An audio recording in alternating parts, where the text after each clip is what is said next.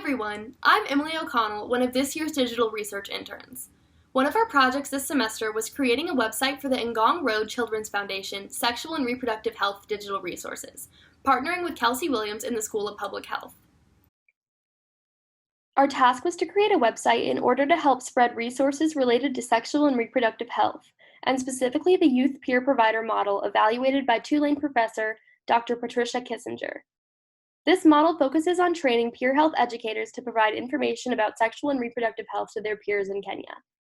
Their research found that young people responded well to talking about their sexual and reproductive health with peers, rather than a nurse or someone they saw as an authority figure. So the website we developed aims to provide additional online resources for youth peer providers and students. The website also gives students access to outside curricula and local resources such as clinics for the students in Kenya.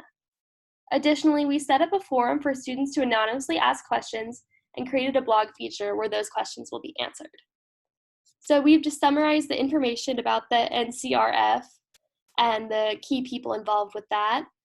And this is where we'll provide the notes from each youth peer provider session on the different topics. And we provide both local and online resources for the students in Kenya and videos that go deeper into topics covered in the session.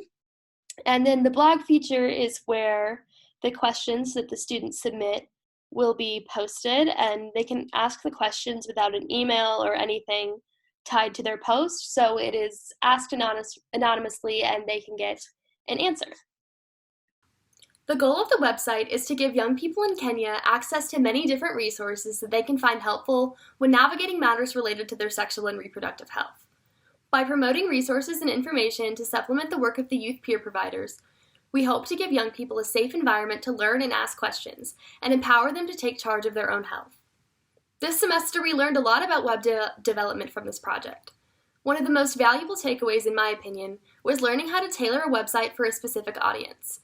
Every detail, from the navigational menus to the color scheme, was intentionally chosen with the audience of young people in mind to make sure their website was as accessible as possible. Another one of our main focuses for this project was to make sure that the website was easy to use and ensure that it could be easily navigated on mobile devices, since the students are most likely to use their smartphones to access the website. It was also helpful to gain experience with HTML and CSS to further develop our web design skills, and to understand and implement requests and feedback from the client.